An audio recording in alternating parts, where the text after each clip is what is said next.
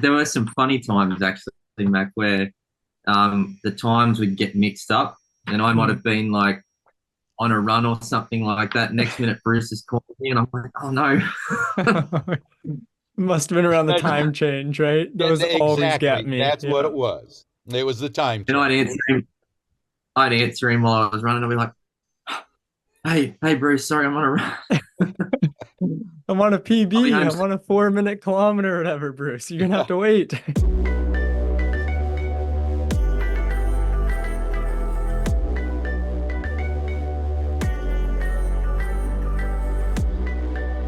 Hello, everyone. My name is Mac, the founder of Musician Guidance, and it is my privilege to officially welcome you all to today's Artist Showcase podcast. Today in the spotlight, we have the extremely talented Cameron Sharp and Bruce Lowe to talk all about Better Place, Cameron's brand new single, which you can listen to right now. Cameron, congratulations on the release. How are you doing today? Thanks so much, Mac. I'm doing really great. Very excited for this chat, and just appreciate the opportunity to speak with you both. It's great. Absolutely. And Bruce, always a pleasure to chat, my friend. How's life treating you?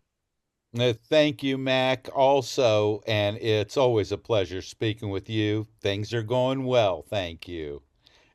I'm And happy to you? I'm doing great. You know, it's getting a little colder here, but that's what hoodies are for. So we survive and thrive. Still hot here in LA. And I understand in Australia. Right, Yeah, Cameron? as you can see, yeah, Yeah. We didn't have to rub it in, but that's okay. That's okay.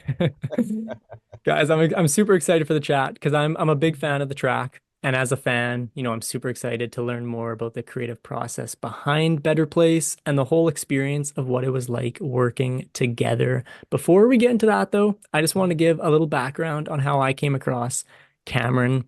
So I discovered Cameron on Instagram about over a year ago now, I think it was. And what drew me to him as an artist was his wholesome, genuine vibe. Like whenever I or anyone else scrolls on social media, I feel like there's just so many artists trying to put on a facade and trying to act cool or be someone they're not. And the problem with that is people just see straight through it. So when I came across Cameron, you know, this honest, genuine bloke, I was immediately pulled into his singing. And then in addition to that, Cameron, you were putting out some great, you know, content on Instagram and also on YouTube. So we connected, and now over a year later, here you are. I've seen you kind of learn more about the business and come into your own more as an artist and songwriter, which has now led you to working with, you know, one of the most acclaimed, successful producer, composer, and arranger in Bruce Lowe.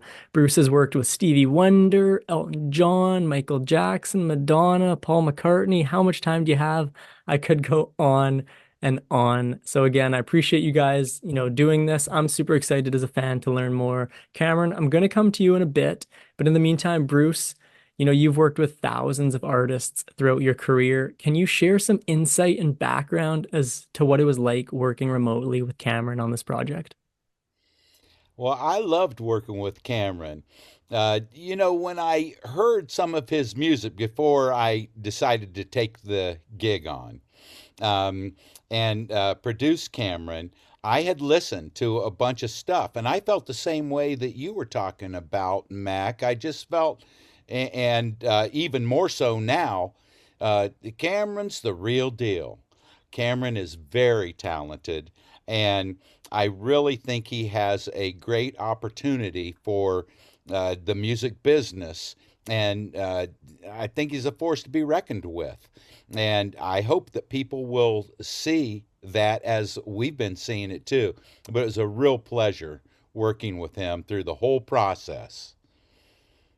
I'm happy to hear thanks, that. And guys. Cameron, for yourself, what was it like working with Bruce on this project? Well, first of all, I've gone a bit red, guys. The kind words, it's really it means a lot. Yeah, it's just been absolutely incredible. I never would have dreamed that an opportunity like this would come my way. Yeah, I'm pinching myself every day. It's just absolutely awesome, and it's just been great, Bruce, to get to know you. We've had lots of great chats in the making of this song, and it's just it's just been a lot of fun. So And yeah, Mac, it's like same with you. Just been really cool to get to know you in these chats, and yeah, just making things happen. Absolutely. I appreciate it. And you guys created a beautiful track. Cameron, I'd love to learn more about it. Can you share the meaning behind it and how you would like others to feel, when they're listening to it? Yeah, so basically, it's just all about like a lot of the music I listen to is quite like I love the '90s. I really love that era. Oasis and all Mhm. those kind of bands, and even the early 2000s, like Coldplay. And I sort of miss that time where people would go to concerts and they would just soak it in rather than pull out their phone and record the whole thing. People really took music a lot more seriously back then, I feel. So I wanted to write a song that just expressed my feelings on all of that. And, obviously I mentioned Oasis. I really, really love them. And the lyric is Champagne Supernova in the chorus. Basically, where that came from was I just, whenever that I hear that song live, you just see people embrace it and they sing it at the top of their lungs. And sometimes I just wish we could go back to those days. And yeah, that's kind of what the song is about. Sorry to waffle on a bit about it, but yeah, that's kind of the gist of it. No, you didn't waffle at all. I appreciate, the insight into it. And you mentioned a few lyrics there. I'd love to hear more and more of the meanings behind them. Like there's like champagne supernova in the pouring of the rain. Can you, bring me into the meaning of those lyrics? Yeah, the pouring of the rain is kind of like, you know, just being in a big crowd at your favorite concert, watching your favorite band, and chanting out the lyrics in the pouring rain. I know it sounds cheesy, but yeah, I just love it. Yeah, that's where my heart is for music. It's my passion, and I love a good sing along. So I wanted to express that in music. Absolutely. I think we all love a good sing along, right, Bruce? That's absolutely right. A great melody, great song. What could be better? What a gift. Absolutely. And Absolutely. Cameron, I'll get you to touch on Supersonic Wasting Time as well, those lyrics there. Yeah. Oh, that. So again, a bit of a nod to Oasis. I just love. I find myself quite often just walking around the house, just wasting time singing that song, and I just wanted to put that lyric in there because it was actually my girlfriend who suggested to me. She said, "Oh, because I was sort of when I started writing the song, I was struggling a little bit with lyrics, and I was like, oh, I don't want to do the same thing. What's something different?" And she kind of said to me, "Well, why don't you like use other song titles as lyrics?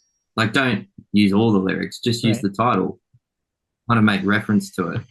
And I've heard other artists do that before, and I just wanted to try it out. And I know I used two Oasis songs, but it just felt natural. It felt right, and it feels good to sing. Like when I was writing it, it felt good coming out, and we stuck with it. So yeah, I'm very proud of that part of the song. You should be proud of the whole song. Great, great, great song. Yeah. Yeah, And so, absolutely. yeah. Proud of the So whole song.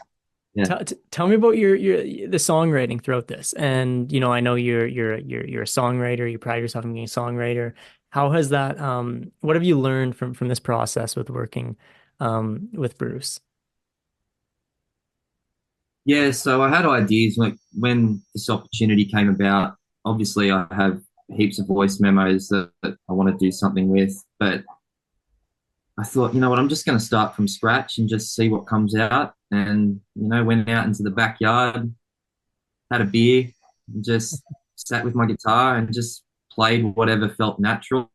And yeah, I just started building from there, and jumped in a couple of sessions with Bruce, and we sat with our guitars and discussed some ideas. And there was a lot of changing lyrics around, and even like actually, I don't know if you remember this, Bruce, but you remember how I was to make the song a lot faster. And we Yes. had all those, yeah, it was just a crazy ride, but like it turned out way better than what I expected. So yeah, And that was actually double time that you were mentioning at first. So then I suggested, let's try this, and we both agreed on it with it, as it ended up not being double time.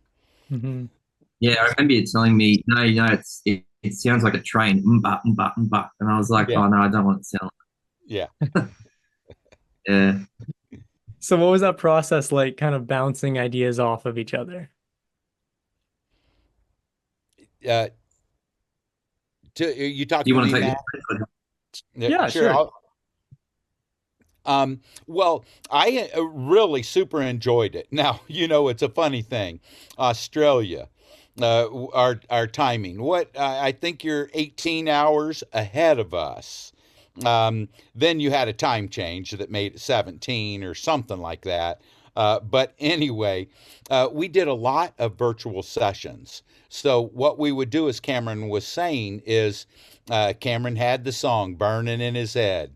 And so he shows it to me, and I really liked it and said, let's carry on. And we just um, massaged it to the point of, uh, the arrangement and so on. And the virtual sessions worked out fantastic because we were able to get a whole lot of work done, and without Cameron necessarily needing to come to Los Angeles. And so that all worked out. As we did that, then I started tossing all kinds of ideas out, but I used two things. They were first scratch vocals and of Cameron's acoustic guitar. And then I just started building from there and doing tracks and seeing what Cameron liked. But a real important point prior to that, half step back, is I Cameron and I had conversations that would be about his vision, his journey, where he's been and where he wants to go. And that's crucial to me to be able to. I can be eclectic, and I want to take the artist on the journey that they are envisioning, their vision, their branding, and so on. So I started tossing out ideas and demonstrating them, and Cameron latched on to certain ideas, and I ran with it, and then we kept going through that process, and Cameron ended up recording in Australia the lead vocal and acoustic guitar. And he would send me a bunch of tracks that I could comp those on, and then replace the original demo tracks with, put them on the song, and here we are with a completed song. And that was and that was just such a great experience for me too, to just learn how to record remotely, and like that was really cool, just sending demos across to you, Bruce, and just it was a learning experience. Like this song was a real learning experience, You so caught on I'll never fast. forget it. Yeah, you were fast at learning, and a major factor was your dedication. And because you were so dedicated, you were determined to learn it and get it done. I remember the first try, for example, when you sent me some tracks, they weren't quite there yet. And so you redid, and that was dedication. You got it together and to send them to me, and it was great. We worked I well remember together. that. I'm Sorry to sorry. interrupt, Bruce. Sorry to No. interrupt. I was just gonna say, I remember when I went to re-record, I was standing right here, and I was here till about midnight. Yeah, Going, not right. Do it again. I remember. Well, I was going to Exactly. ask that, given the time change or time difference, were either of you taking these calls at 3 a.m. or? It worked out pretty well. No, well, Cameron's morning, the day after so we often would schedule a Friday. We'd communicate whenever, Hmm. and as far as the virtual sessions, we would often do Fridays because that would be Cameron's Saturday. He could get up early, so he'd be there at 10, except a few times at 9 because of the Australian time change. And then my Friday, that would equal Friday at 4. So no 3 a.m.s for any of us. It was Cameron getting up early, unless you get up that early anyway. There were some funny times actually, Mac, where the times would get mixed up, and I might have been like on a run or something like that. Next minute, Bruce is calling me, and I'm like, oh no. Must have been around the That- time change, right? Those always get exactly. me. That's what Yeah. it was. It was the time And change. I'd answer him while I was running. I'd be like, hey, Bruce, sorry, I'm on a run. I'm on a I'll be PB. home I'm on a 4 minute kilometer or whatever, Bruce. You're gonna have to wait. But we always worked it out. Not one time did we not work it out. So, Right on. That's Yeah. and I'm sure there's some efficiency to it as well. So like while Cameron's recording vocals, Bruce, you're sleeping and then you wake up to those vocals or however it is, and then you can work on that and Cameron's sleeping. So it's like the project's kind of always progressing, even when one of you is asleep. Is that a fair assessment? it Oh, yeah. sure is. Yeah. Yeah, we didn't miss a beat. I could be recording stuff, and Cameron could be recording stuff, or like you say, one of us be sleeping, and that kind of a thing. I don't sleep that much, as you know, Cameron, I think. But it worked Well, out. I think the biggest I think the biggest thing you taught me, Bruce, was just because when you're in the middle of a process like this, there's just so much excitement overall. And I think because it's something that takes time, you have to manage that excitement. So you really taught me how to just be excited, but also be patient and understand that it's all just to get the best out of the song, because you wouldn't want to rush it and then end up with a product that you're not quite happy with. Right. Even though we were still Yeah. pretty darn efficient with everything, got them done. But that's true because we do, when we have a song burning in our heads and in our hearts and our soul, um, is we want it to be done immediately. And, maybe someday we'll be able to think it onto the computer. It's not out of the question, I suppose. But no, it takes that process. And when you have probably an average of about 80 hours a song, that's not including writing it, because the writing itself could happen immediately, or it could take months to get it right. So it all fluctuates. But once that's done, then you look at an average of about 80 hours to get a professional song done. Hmm. And Yeah, Cameron was definitely. great. And I You were think, patient. thanks, And you Bruce. Yeah, pushed. Yeah, it was good how you pushed and all of that. And I hope it was the way I pushed also.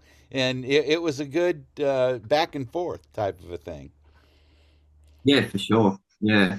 And I think too, just like that it was quite intense at first. Like when we started, it was like, oh, I've got to write a song, and I've never done it remotely.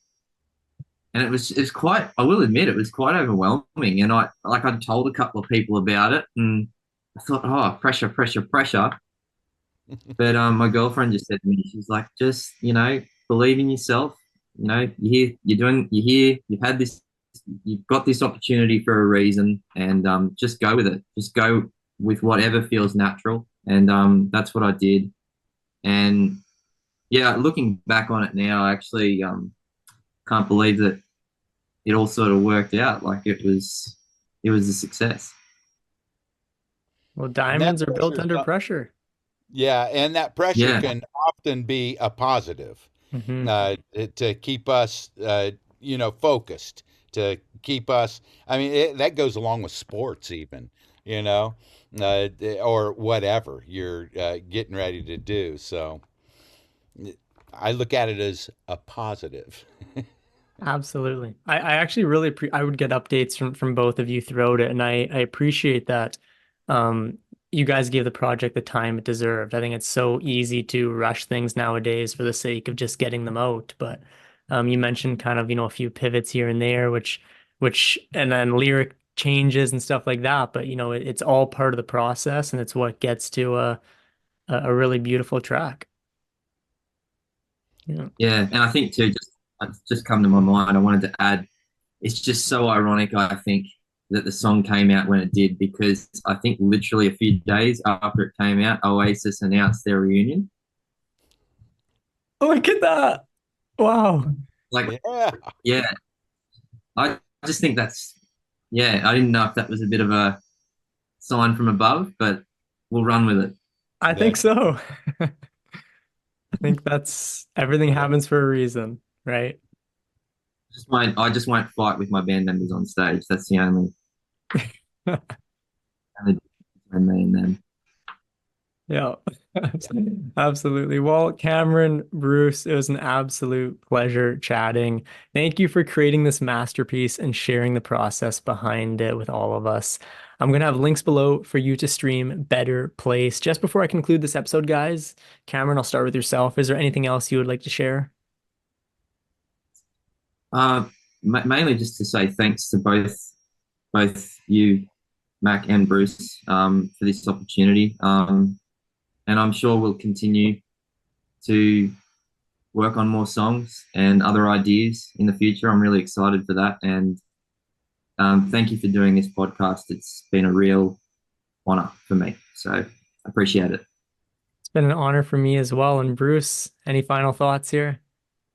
and thank you to both of you. Also, it's a real honor, and I appreciate it a lot. It was so much fun and positivity working with you, Cameron.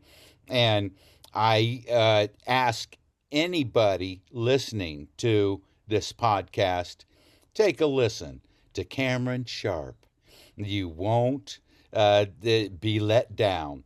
He is a quite a talent. This guy has a lot of musical stuff just burning in him, that to come out and keep checking him out, because things are going to continue for him, and I will vouch for that. And great artist. So carry on, Cameron, and looking forward to doing more stuff with you in the future too. Thanks, Bruce. Appreciate that.